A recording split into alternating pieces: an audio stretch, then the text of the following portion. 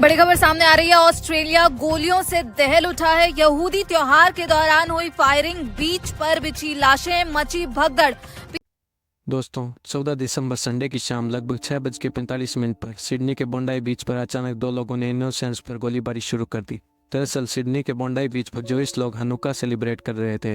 Hanukkah by the सी एक annual public celebration event होता है जो सिडनी के इसी बीच पर हर साल ऑर्गेनाइज किया जाता है।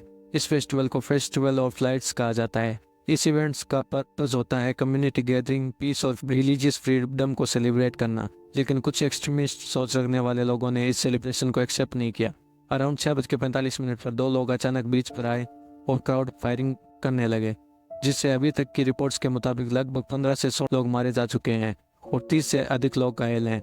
पुलिस को जैसे इस इंसिडेंट की खबर मिली, उन्होंने अटैकर्स को न्यूट्रलाइज करने के लिए ज़्यादा से ज़्यादा प्रयास करने शुरू कर दिए।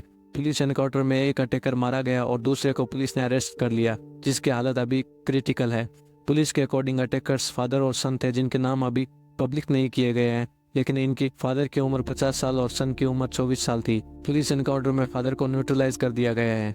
According to police commissioner, father के पास category A-B long arms license था, जो रिक्रिएशनल हंटिंग के लिए दिया गया था। इस अटैक को और भी ज़्यादा सीरियस बनाने वाली एक बात बाद में सामने आई। पुलिस इन्वेस्टिगेशन के दौरान पता चला कि सिर्फ फायरिंग ही नहीं हुई, बल्कि एक IED भी इस अटैक से लिंक था। अथॉरिटीज ने कंफर्म किया कि एक सस्पेक्ट से जुड़ी कार के अंदर IED मिला, जो इंसिडेंट साइट के आसपास ही पार्क की गई थी। जैसे पुलिस को इसकी इन्फॉर्मेशन मिली, बॉम्ब डिस्पोजल स्क्वाड को तुरंत बुलाया गया और डिवाइस को सेफ तरीके से न्यूट्रलाइज कर दिया गया। ऑफिशियल्स का कहना है कि अगर यह IED एक्सप्लोड हो जाता तो कैजुअलिटीज का नंबर और भी ज़्यादा हो सकता था। इसी वजह से पुलिस इस पूरे केस को सस्पेक्टेड टेरर अटैक के एंगल से देख रही है, जहां फायरिंग के साथ साथ एक्सप्लोसिव का भी यूज प्लान किया गया था। ये रिविलेशन ऑस्ट्रेलिया के लिए एक वेकअप कॉल माना जा रहा है, क्योंकि इट शोस कि अटैकर्स का मूव सिर्फ पैनिक क्रिएट करना नहीं, बल्कि मैक्सिमम डैमेज पहुंचाना था। इस अटैक के बाद Australian prime minister Anthony Albanese खुद बोंडाई बीच पर पहुंचे और सिचुएशन का जायजा लिया। प्रेस ब्रीफिंग में उन्होंने काफ़ी स्ट्रॉन्ग वर्ड्स यूज किए।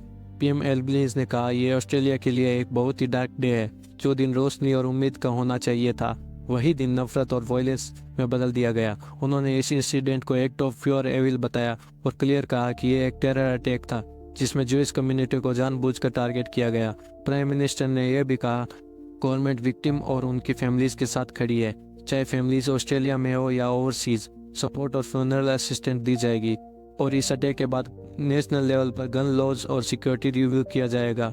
PM एल्बनीज के शब्दों में, ऑस्ट्रेलिया एक ऐसा देश है जहां लोग बिना डर के अपनी फेथ सेलिब्रेट कर सकते हैं, और जो भी इस यूनिटी को तोड़ने की कोशिश करेगा उसके खिलाफ हम यूनाइटेड रहेंगे। प्राइम मिनिस्टर का कहना है कि यह अटैक सिर्फ कुछ लोगों पर नहीं, बल्कि ऑस्ट्रेलिया की वैल्यूज़ पर हमला है। बोंडाई बीच अटैक के बाद सिर्फ ऑस्ट्रेलिया ही नहीं बल्कि पूरी दुनिया से स्ट्रॉन्ग रिएक्शन सामने आए। अमेरिका ने इस इंसिडेंट को एंटीसेमिटिक टेरर अटैक बताते हुए कहा कि रिलीजियस हेट्रेड कहीं भी हो, उसका जवाब मिलकर देना जरूरी है। US ऑफिशियल्स ने ऑस्ट्रेलियन गवर्नमेंट के साथ फुल सॉलिडेरिटी एक्सप्रेस की और ज्यूइश कम्युनिटी के लिए सपोर्ट का मैसेज दिया। UK लीडरशिप ने इस अटैक को ब्रूटल हेट क्राइम कहा। ब्रिटिश ऑफिशियल का कहना है कि किसी भी कंट्री में रिलीजियस सेलिब्रेशन को टारगेट करना डेमोक्रेसी और फ्रीडम पर डायरेक्ट अटैक है। इजराइल ने इस इंसिडेंट पर डीप कंसर्न और ग्रीफ एक्सप्रेस किया। इजरायली लीडर्स ने कहा कि यह अटैक सिर्फ ऑस्ट्रेलिया में रहने वाले ज्यूइश पर नहीं, बल्कि ग्लोबल ज्यूइश कम्युनिटी पर अटैक माना जा रहा है। इजराइल ने ऑस्ट्रेलिया को इंटेलिजेंस और सिक्योरिटी कोऑपरेशन का ऑफर भी दिया। इंडिया ने भी इस वायलेंस को कंडेम करते हुए कहा कि टेररिज्म का कोई धर्म नहीं होता है। इंडियन ऑफिशियल्स ने ऑस्ट्रेलिया के साथ सॉलिडेरिटी दिखाई है। तो दोस्तों, इस अटैक के बाद सवाल सिर्फ ये खड़ा नहीं होता है कि क्या हुआ, बल्कि इसका सबसे बड़ा सवाल ये है, इस अटैक के पीछे किस आइडियोलॉजी का हाथ है। जिस लोगों के फेस्टिवल हनुक्का को टारगेट करने के पीछे अटैकर्स के क्या पॉसिबल मोटिव्स थे। ऑस्ट्रेलियन अथॉरिटीज ने इस केस को मल्टी एजेंसी इन्वेस्टिगेशन बना दिया है। इसमें NSW police, Australian federal police और ASIO जैसे इंटेलिजेंस एजेंसीज शामिल है। एजेंसीज का कहना है कि अभी तक किसी इंटरनेशनल टेरर ऑर्गेनाइजेशन का डायरेक्ट लिंक ऑफिशियली कंफर्म नहीं हुआ है, लेकिन इन्वेस्टिगेशन हेट ड्रिवन एक्सट्रीमिज्म और रेडिकल आइडियोलॉजी के एंगल से की जा रही है। पुलिस के मुताबिक इस अटैक का टारगेट रैंडम नहीं था। हनुक्का जैसे रिलीजियस इवेंट को चूज करना और ज्यूइश कम्युनिटी को निशाना बनाना इस बात की तरफ इशारा करता है कि मोटिव एंटीसेमिटिक हेट्रेड से जुड़ा हुआ हो सकता है। अथॉरिटीज ये भी जांच रही है कि क्या अटैकर्स ऑनलाइन एक्सट्रीमिस्ट कॉन्टेस्ट से इन्फ्लुएंस हुए थे क्या किसी फॉरेन आइडियोलॉजी का प्रोपेगेंडा का असर था या फिर ये लोन वोल्फ स्टाइल रेडिकलाइजेशन का केस था। इन्वेस्टिगेटर्स ने यह भी कहा है कि आईईडी का मिलना इस बात को और सीरियस बना देता है, क्योंकि ये सिर्फ स्पॉन्टेनियस वायलेंस नहीं, प्लान्ड और प्रीमेडिटेटेड अटैक की तरफ पॉइंट करता है। पीएम और पुलिस दोनों ने क्लियर किया है कि जब तक इन्वेस्टिगेशन कंप्लीट नहीं हो जाती तब तक किसी ग्रुप या कंट्री को डायरेक्टली ब्लेम करना सही नहीं होगा। इसी वजह से agencies financial trials, digital footprint और कम्युनिकेशन रिकॉर्ड्स को डीपली एनालाइज कर रही है। तो इस केस में जैसे ही कोई और अपडेट आएगा हम आपके साथ ज़रूर शेयर करेंगे। तब तक के लिए धन्यवाद। जय हिंद, जय भारत।